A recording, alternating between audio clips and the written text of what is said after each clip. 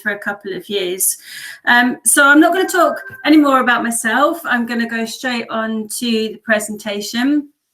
And I don't know if any of you have used ThingLink before, so I'm going to assume that you haven't. And actually, even if you have used it, I bet you'll learn something new about it. But more than ever before, we've got to think of creative ways of engaging young people with learning and teaching and digital learning and teaching.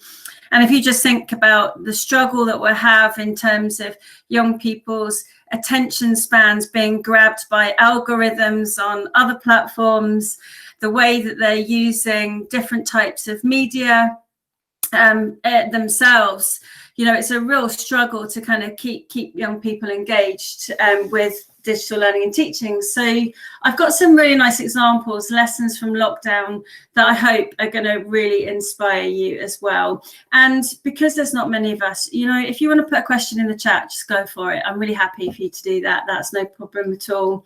So ThingLink has been around 10 years. We are a Microsoft Gold partner, which is, I'm not just saying that for the sake of it, you know, we get some real benefits from that. And one of which is that we integrate with Microsoft Teams. So if you use Teams as your LMS, you can create ThingLinks and collaborate on them within Teams. We also have access to Immersive Reader. So you'll see that you can bring any poster or any image to life. This is alt text on steroids. You can embed text and it will open up into Immersive Reader, which is just fantastic. And I know there's a number of tools out there, but Immersive Reader and that integration is a real bonus for you guys. We also partner with Google for Education, which means we integrate with Google Classroom as well, so you can use the Share to Classroom button. But ultimately, as you'll see as we go through the presentation, is that the main integration is the way that you can embed those tools into your ThingLink images or media. And we'll have a look at what that looks like as well. So ThingLink, if you aren't aware, it's used by 350 million learners a year. So we have 30 million users a month. And it is about making the real world accessible through smart visual media. So you can create experiences. So try and think away from presenting a scene or an image to a young person. Effectively, what you are presenting is an experience, and that can be a real world experience. So that could be virtual campus tours, but it also could be bringing a situation to life and actually presenting that situation to young people. So you'll see some examples of that. As I said, we've been around 10 years now, so it's a mature EdTech tool. And having looked at pretty much every EdTech tool out there in my previous role with the Highland Council, where I tried to move us to the cloud, and we had that tussle of what needed to be installed and what was available on the cloud. I honestly and genuinely think that ThingLink is the nicest EdTech tool out there, as well as playing nicely with all the big tools. Everybody loves it, and it has got a real sustainable development approach to it. You know, it's been running for 10 years very successfully. There's no adverts. It doesn't use your data. It doesn't mine young people's data. It's really cost effective. There is a free version for teachers, but they've kind of cracked that balance, I think, of being able to be sustainable and profitable to keep that sustainability for you. It's not just going to disappear. And it's not a flash in the pan either.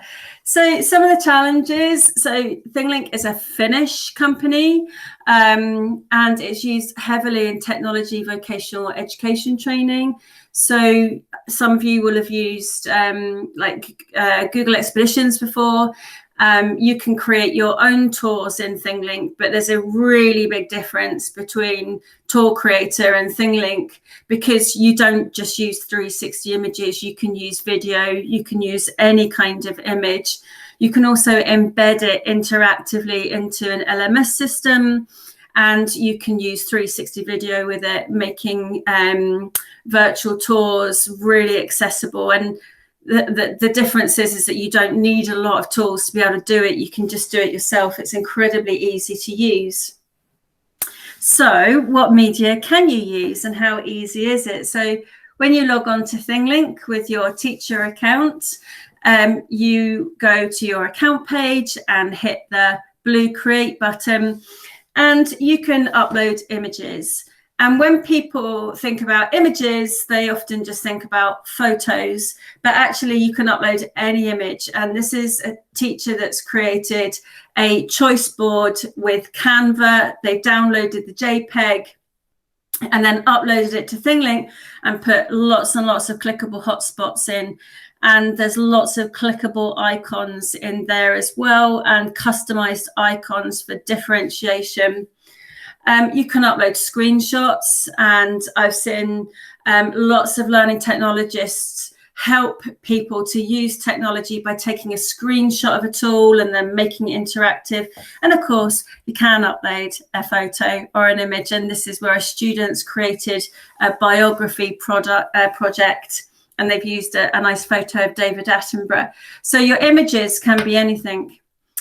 And then you can upload videos to your base media as well. And during COVID and lockdown, we heard that many parents and carers and learning technologists were getting really fed up with everything being on YouTube, and partly because you've got adverts and sometimes it's blocked, but because of the algorithms, it's automatically kind of racking up what you're going to be looking at next to kind of keep your attention and send you down a rabbit warren, potentially. So we upped the limit of the videos that you can upload to ThingLink to 10 gigabytes. And that means that you can then embed your video on, and that was part of our COVID offering. So for example, this teacher has created an introduction to his school, which is Stirling High School, and he's welcoming new students to the school over the summer holidays for transition. And then it clicks to another ThingLink, which is a 360 tour. So 10 gigabytes is a pretty meaty size of video as well. So probably an hour, for example, of a lecture. This teacher, she's recorded herself doing some teacher training. And what I love about this video is that she's put the hotspots in afterwards, and she's actually like pointing on the video and then added the hotspots in afterwards, so it looks a bit magic. She like points and the hotspots appears. So you've got time delay or time that you can put your spots in and they'll appear as if by magic, which is pretty cool. And then of course you can use 360 images and 360 videos. And you know, a lot of people will go and buy a 360 camera. I just use a Google Street View app on my phone, which is pretty kind of good. You need to take quite a few images, you know, kind of like take it all around, but it does actually work. So a lot of teachers are taking 360s of their classrooms, embedding hotspots in with further video. And then, of course, you can use these with VR headsets as well. And here's a 360 video of a health and safety walkthrough that's been done in a college in Finland. And every student and every teacher has to go through this training remotely before they get on campus. So they've been through the health and safety training. They know where the fire exits are. And I've seen this done recently using icons for hand sanitizers, where to wear your mask, where you can get your masks from. And these are all pieces of content that are being created now for your audience. So your first clue is there, is that you're creating content not only that is really engaging in terms of different types of media, but you're also creating it in context for the right situation, which is hugely important with digital learning. So your tags, what can you add? So you can, once you've uploaded that base media of whatever you choose to use, you click on the editor and you can add in a tag, which is text and media. And that can be any combination of images, GIFs, video, and it'll play like a carousel. And the text in that tag opens up in Immersive Reader. You can also record yourself in that tag, and there's a built-in recorder. So I just want you to, for a minute, to think about what you could do with one tag that's got a video of saying, welcome. Yes, of course you can. I'll make sure you get that. I'll speak to Wayne. But, you know, imagine if you could put a hotspot on an image that pops up and you've got a little GIF playing, you've got some text that you can open up into Immersive Reader, and you've got audio as well if you want it. So already, you know, if you're thinking about accessibility, you've just got untold options there, and we'll have a look at some of those. You can add plain text labels if you want to as well. I sometimes put a copyright tag in or something like that. And then you can also embed third-party apps and tools. So you could embed a Padlet or a Google form or a Microsoft form, which will open up, which you can edit directly into your ThingLink as well. And I'll show you how to do that through the embed code. And then, of course, you can link everything together. So you can link all of your ThingLinks together to create those tours. And that can be any combination of video or 360. And that's just an example, if you haven't used Immersive Reader, of just how easy it is. And that Immersive Reader icon is embedded straight away into it. It works on any device. It's all in the cloud. You can download it offline for PC and Mac. It works brilliantly on PC, Mac. I'm on a Chromebook today. It works on your tablet devices, but I will say the iPad iOS app is not great.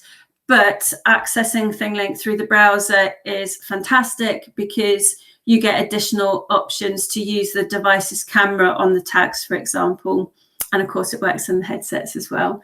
And these are some of our partners in terms of the interactive embeds you can put in: Flipgrid, 3D Objects, Scratch, Wakelet, Sway. They all work, but we also integrate with all of the main LMS systems.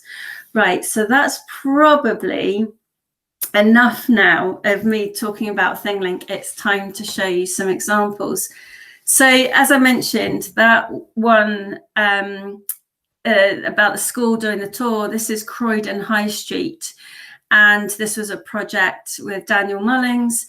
And what they've done is they've created their own custom icons for the hand sanitizers and the masks, and they've just done this with 360 images of Croydon High Street. And you can use obviously the ThingLink provided icons, but you can make your own, and it's so easy to create your own icons. I use Google Drawings, and I download the Google Drawing as an SVG file, upload it to ThingLink, and then you've got your own icons as well. So lots and lots of different ways when you knit it all together that it can really make life easier for everybody. So my first example, so I know that primarily we're here today, sort of college and higher education, but I just wanted to show you some of my favorite ones that have come out of recent work with some of the educators in Scotland that I'm doing. And this is an image that's been created, this base image. And this is the children's paintings for International Dot Day. And every picture has got a little tag on. My picture is loads of dots, and the dots have loads of stuff on them. And the children have recorded their voices into each of the posts, into each of their pictures, practicing their oracy. And this has just completely brought this project to life. But the point of capturing young people's voices is really, really important, particularly for me at the moment. And I wanted to just show you the kind of journey that went on, because that teacher initially and you've probably seen these Bitmoji classrooms that were flooding kind of Twitter. But this teacher found that social presence was really important in engaging the learners. So she started with these kind of Bitmoji classrooms, and she realized that if she had herself talking or even her dog, it would really engage her learners. And this is for the little ones. And quite often, I think we forget the little ones when we talk about EdTech. So this is Travis, the dog. Hi, everyone. Brilliant. Travis here. My mum says you are all brilliant at reading and writing sentences. So that's what she wants you to focus on this week. Reading and writing sentences. I can't wait to read what you've written. So she did that on her phone using My Talking Pet, uploaded it to that tag. And the reason I really wanted to share this with you is because, you know, parents were feeling so overwhelmed with the amount of work that was coming in and different places to go.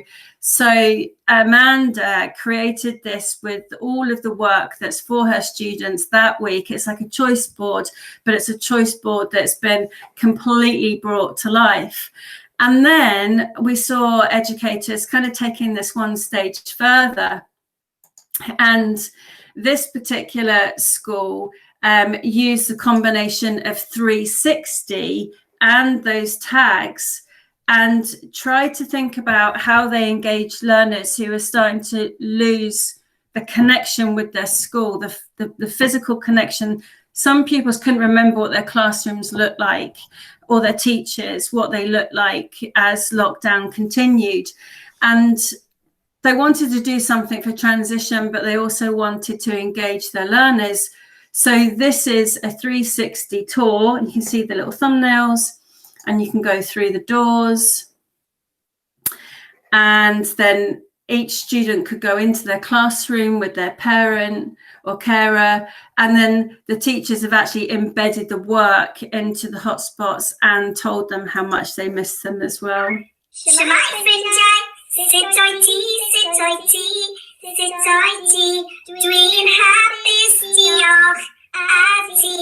I hope you're all fine and you're safe and well. So that was a school in Wales, and it was just delightful to see the reaction. That's had nearly 10,000 views, and tried to, you know, and I know that that might seem a bit twee for some of you who work in FEHE, but the point of it was, you know, this is something that actually was really engaging for the learners. It's in context, it's their teacher. It was a way of setting the work, a way of having that kind of human connection.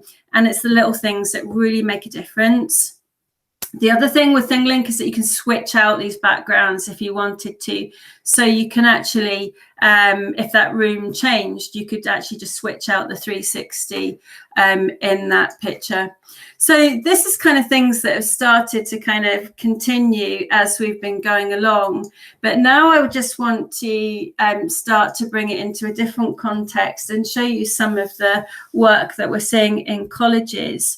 And this is the University of Oregon and their College of Design, and they've created these interactive maps and embedded them into their website. So this is the website for the College of Design, and they've actually, if you look at all of these tags, they've custom designed these tags, and then when you click on them, they've actually got the videos embedded in there to show exactly what's happening in that department.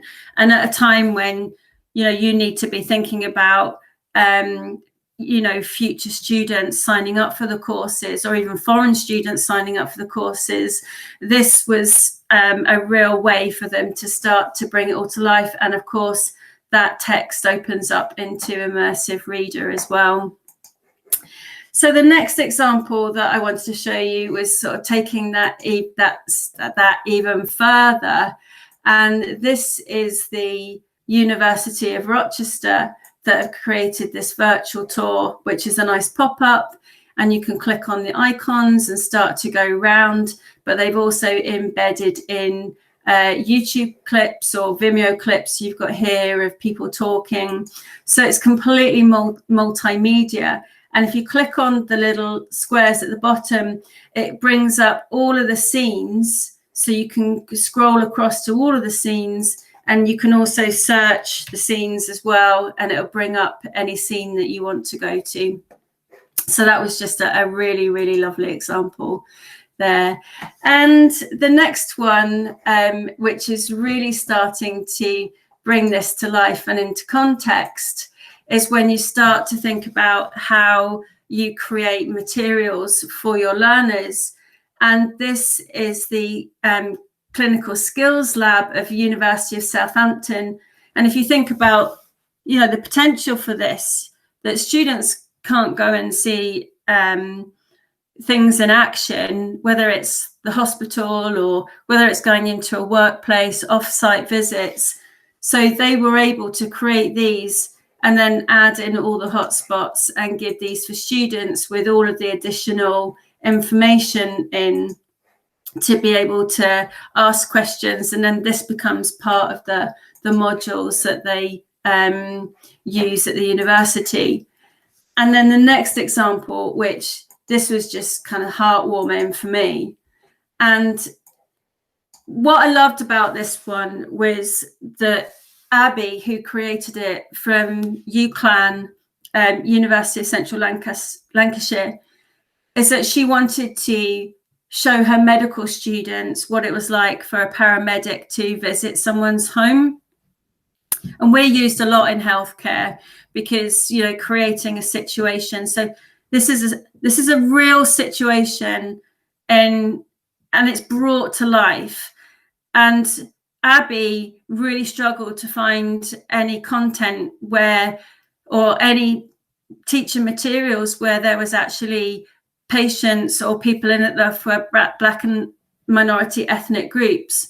So she actually created this. And this is the paramedic that's visiting the home of someone who's really frail.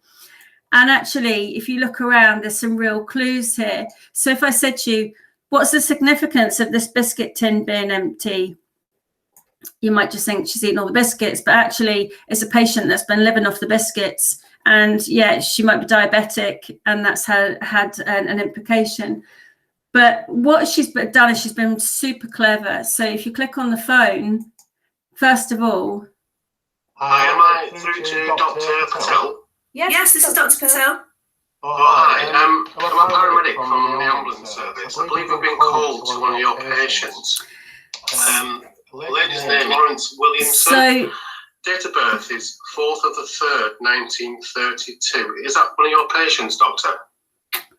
So what's happened there, and I tried to be quite clever and show you, is that you've got the audio of the voice call, but you actually can click on it and hear the transcript again, the way that the transcript of that emergency call or the calls are recorded, and you can actually see the transcript of that call. Then you can click on here and access the patient records, and they are just SharePoint files that have been embedded. And then there's other information as well, patient observations, and also here we go, that's an embedded Word document that shows some of the referrals from the patient as well. So this has got kind of untold and endless kind of uses when you think about the potential for adding in all of these kinds of examples.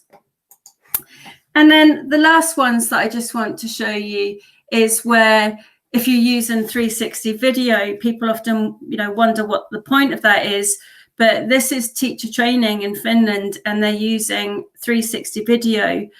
And what they're able to do is enable the trainee teacher to look at different perspectives in the room. So you might want to see what it's like from the teacher perspective. You might want to see what it's like from the learner perspective of the back, and maybe assess things like classroom management or behaviours.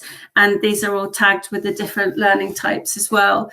So that's just some really nice examples that I thought you would like to see. I'm just going to stop there because I do have some more slides that kind of, I thought it'd be good to do a little bit of a demonstration and show you some of the other examples. But I just wanted to stop there and ask and see if there's any questions. And I see that Wayne's back on. Are there any questions in the chat? Question from me. Sorry, it's Gordon from Middlesbrough College. Hi, Gordon. Hi. Is there an account that students can add their own hotspots information as well? Yeah, absolutely. So how it works is that teachers can have a free account, and it's that teacher that's on their own, and that's our free offering. And then there's a classroom teacher account, which is about £30 a year. And the teacher gets a code they can give up to 60 students, and they can collaborate, and they get a folder. And it also enables the students to create their own ThingLinks and be able to turn them in to the teacher. But that teacher's kind of on their own. So the next jump up from that is like a tenancy for a university department, which means you get a number of seats, and those seats can be allocated to teachers or students, and you've got granular folder permissions so that a teacher could have a folder with other teachers and they could collaborate on the ThingLinks in that folder, or they could work with students in groups. So there's kind of 3 different tiers depending on that functionality. But if I was in your shoes, and I'm not sure exactly of your role, but I'm guessing it's, you know, in a kind of learning technology role, I would go for the kind of department or district account, because then you know that your teachers are using email addresses that are associated with your department. They're not using their own personal email addresses. It's all GDPR compliant, but having kind of worked, you know, to provide good tools to teachers, I think it's always better that you give a green light and you provide a teacher with the opportunity to use that tool. You know, instead of saying go away and create your own account. Does that make sense? Yep, thank you very much. Perfect. Thanks, Gordon. Are there any other questions? No. Okay, then. So some of the other examples that I just wanted to show you, which I just thought were super, and that is how we can enable young people to visualize skill sets and think about CVs of the future. And I've done quite a lot of work on this before. And in my previous role, we rolled out learner journeys or e-portfolios to students right across the Highland Council area. And from their learner journeys, and we were predominantly using Google Sites, they created visual CVs. And this was through reflection and thinking about their skills through wider achievements that they could pull out and put on these lovely posters. And then when I went to work at ThingLink, I was like, right, how can we kind of make these even better in terms of enabling students to visualize their skill sets, so they can put in the little examples there. So Ailey on the left loves Duke of Edinburgh. It gives her the chance to cope with challenging situations. She works as part of a team. She's learned to manage risk, and these are all really tangible skills. And then Hamish, who loves hockey, has been able to embed clips of him playing hockey, him explaining why he likes hockey, explaining what he gets out of it in terms of his skill sets. So I thought about sort of how we could take these one stage further and think about, okay, these are personal CVs, which are about enabling you to kind of think about your own skill sets, and you could use them for assessment, for formative assessment. But when you think about CVs, they're a bit boring, aren't they, really? And we're assuming that the reader doesn't have any accessibility requirements because we just send them in a Word document or a PDF. And how many people have actually said they can speak Spanish on their CVs, yet they can barely order a beer? So I thought, wouldn't it be cool if you could have a CV where you do actually have yourself speaking on it, and you do actually kind of talk and create something really visually engaging. And, you know, in a world where you've got to really stand out, that's really important. So I had a go at doing this on the left. That was one of my examples of a visual CV. And this is just a muck about. And everyone started going wild for it when I put this onto LinkedIn. So essentially, you know, we're thinking about skills as opposed to just a career path. So where did you get those skills from? And if you could highlight where you got a skill, and I challenge you to ask, you know, where did you get your skill sets? Does your job title really, you know, talk about or present your skill sets? So you could add things in with hotspots, so you could click out to your LinkedIn profile. You could put in, you know, where your interests are. And Hola, mi nombre es Luis. That's me talking Spanish badly as an example. I think anyone would hazard a guess that my Spanish is awful if I had that. But just things like, you know, what your favorite pictures are. It's Coping. So this was just a dummy to try and encourage young people to have a go and think, you know, if you were going to present yourself to an employer, how could you do that? Demonstrating your digital skills and do this in a way that was contextually and culturally relevant to yourself. And then we did this with learners. And this is from my colleague, Elle Michelle, who's based in Tallahassee in Florida. And this is one of her students who's created her own CV, and she's embedded all the voice clips. Greetings. I am Louise Jones, a third-year business administration scholar from Tampa, Florida. And all of those clips are examples of her work, but they're presented in a way that it's not just cherry picking an example of her work. It's more about the skills and the emotion and the empathy and the love and the enthusiasm and the passion that comes across in those. So that's my examples. I just think it would be really, really good if I quickly just show you how easy it is to create a ThingLink. And I'm just going to open up another tab, and I'm going to search for a picture of Darlington College and see if I can find something quite quickly that I'm just going to pull off online, and there we go. So I'm in my ThingLink account page. I hit create. I can upload an image, and here we go. I have the one there, and there we have it. It's quite a small image I downloaded, but you can see that that's super quick, and that's now ready for me to edit. I can add a tag, put my tag wherever I want that to be, and then I can choose from any of those tags that I wanted.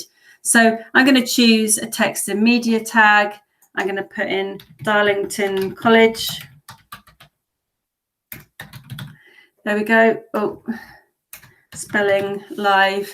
I can add a description in as well, and I'll just pick up some text that I've picked up from Wikipedia in an instant. There we go. And now this text is going to open up into Immersive Reader when I click on it. And there we have it. And you can translate that into over 80 different languages. That's it turned into Catalan. And of course, you could use the picture dictionary if you used a language that has a picture dictionary. Doesn't for Catalan, for example. I can put a call to action button. So I've seen people link out to Google Hangout Meets, for example, and they've had that in the classroom. So if I wanted to share that page back to the Wikipedia, I could pop that in there and change the button text, wiki, click me. And I can also add in further images and videos, and that's just a little picture of my presentation, which I uploaded on Twitter. And you could put your PNG or other images, and they would play as a carousel or a GIF, for example. Then I could upload an MP3 file, or I could record directly into that as well. So I can then change the icon, and I'll change that into a nice heart, a nice red heart. But you could see there that you can add your own icons in, and they'll stay with you with your account, which is super easy to do. And I'm going to click done. And then I can just check on the settings. You can change the color scheme, change it to green. I can disable the animation, so these tags pulse. I can even upload audio, which will play throughout the whole ThingLink. Click done again, and there you have it. that's now ready to share, and I can embed it, share the link, publish it to social, download it offline, and you can see that I can share it to any of these, and it will be interactive in those places that I've shared. So that's how easy it is. Super, super easy to create and to share your ThingLink. So coming back to you guys, and it's the Friday afternoon slot, and if we were at a seminar and we were all in the same room, you'd all be yawning by now because it's a post-lunch slot and it's Friday afternoon. So I'm not going to take up too much of your time, but I just wanted to ask if there's any other questions or anything else that I can show you about ThingLink, or has that been enough to whet your appetite? Wayne? I think it's been absolutely brilliant. I think what you've covered in such a short space of time it is outstanding, and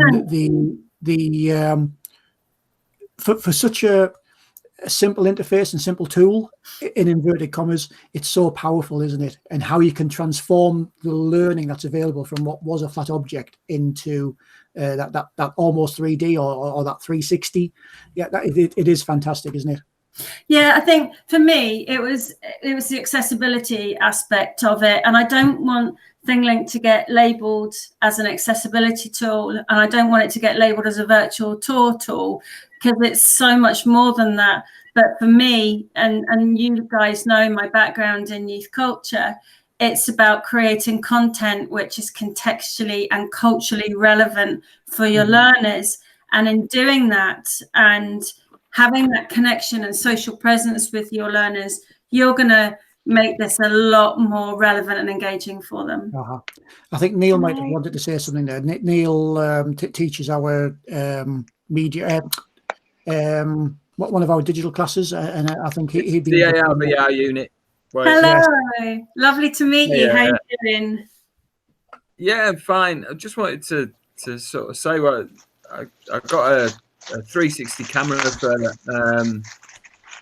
for the course a couple of years ago, and what we've used it for is... I thought you were just about to say that you got it for Christmas in your sack or something. No, I've got the college to buy it.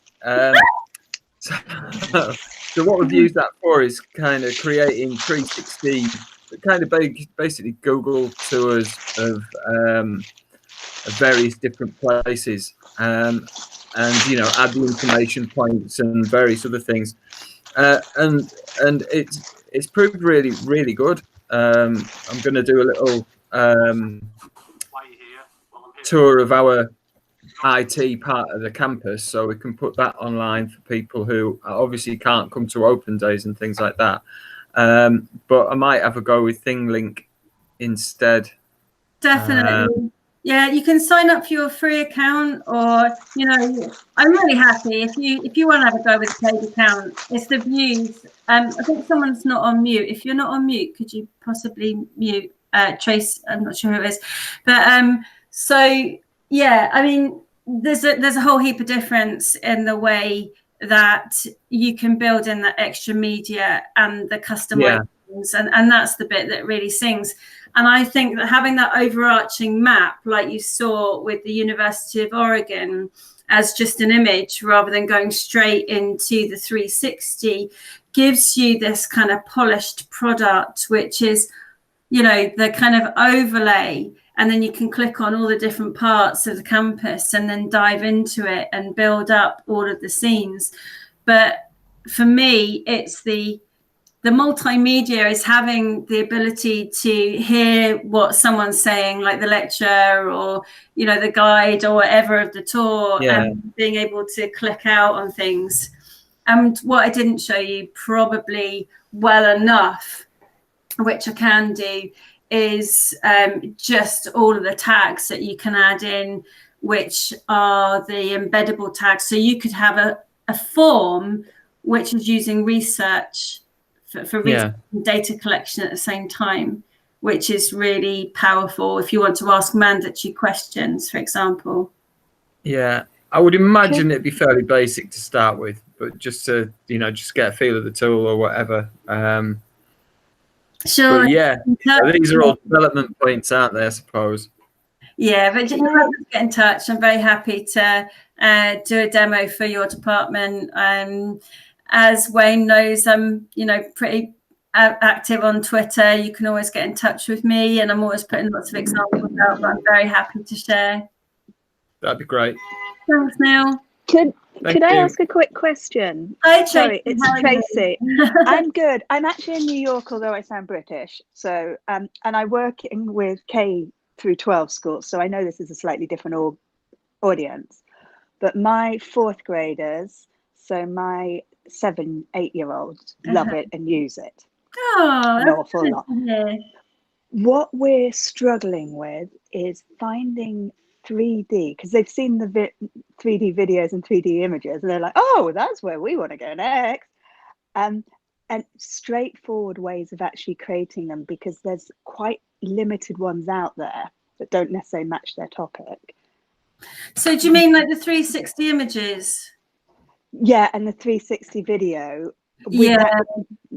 I don't know whether you know a solution is basically what I'm hoping you're going to. Well, you know, we've got our own catalogue which you can access, which we've got lots of the UNESCO World Heritage sites, but I think what I've tried to show throughout this presentation is that people love things that are in context and relevant for them. Have a go at taking your own 360. You can use the Google Street View, and given what's happening in the world, I don't see why schools can't buddy up with other industries, whether it's taking a walk down a forest and putting a treasure hunt in it in a ThingLink, or somewhere like a recycling centre, or just things that are going to be really inaccessible at a time when we can't go out and visit places. And from my experience, if people have a connection or a context to that place, whether it's somewhere local to them, it's a career they might be interested in, it might be a parent's going traveling, you know, try and crowdsource your 360 images from your community, including your business community, because then it's going to be relevant. But if you want to pay for 360 images, then I mean, there's loads of kind of 360 city sites, or you could go on, you know, those kind of paid places. But do have a look at what we've got in ThingLink ourselves, because we've got a whole catalogue of 360 there that you can use as well.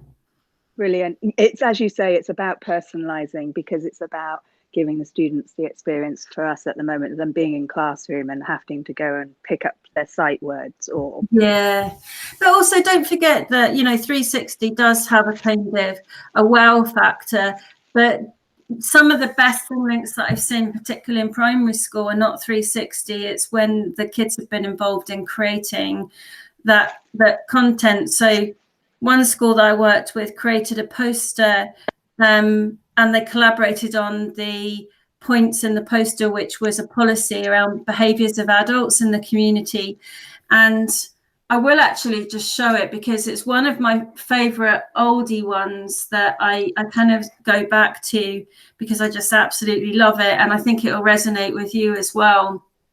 So thank you. Let me just pull this one up and make sure I get the right one. Here we go. So hopefully you can see this. This is on the right one, sharing stuff. So this is a poster that was created by, it's a policy, a behaviour policy by Manor Park Primary School, and I've done quite a lot of work in the school. And the poster was created because relationships had fallen down quite badly in the school community, and the kids were like, this is, you know, we want to see this. And they did some work with the Children's Parliament, that was it. And I saw the poster and I was like, that's great, but I can't hear the young people's voices behind it. So the teachers looked at ThingLink with a bit of support, and then they scripted videos to emphasize their points. So one pupil saying, let us go outside when there's a storm in our head. And this poster was put up around the school. It was on the playground wall for parents. And now if you click on that, I feel calm and safe. She's saying, I feel calm and safe when I go outside if there's a storm in our head.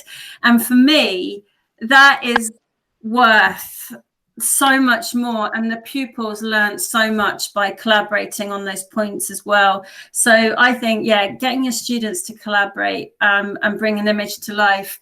And of course you can create a QR code, and then, you know, that can be shared out with parents as well. But I just think that's a really, really lovely example. And that was one that really drew me to this.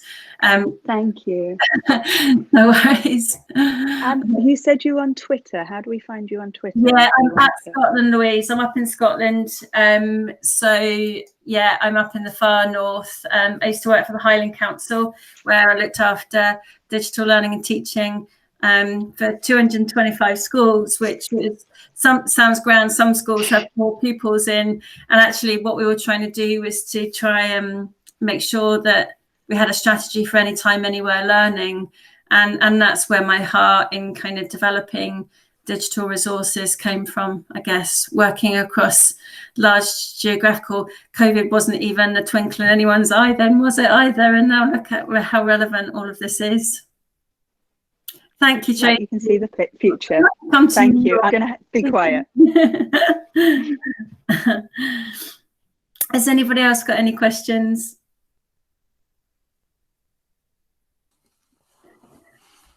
Don't think so, Wayne.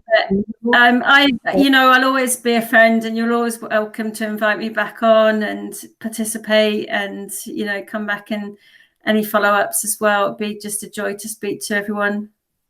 Good. Thank you very much, Louise. Thanks very much for your time. You're very, very welcome. Everybody's got a lot out of that. Okay, and do you want us to go into another session now, or is there a Q&A panel, or? No, there's not a Q&A panel. We did have a lunch planned, but nobody turned up. Oh, okay. Well, in that case, I should say a big farewell to everyone. Have a lovely weekend. Of course, stay safe wherever you are, and I can't wait to see what everyone comes up with. So thanks ever so much. Thank you very much. Take care. See you later. Bye-bye. Bye.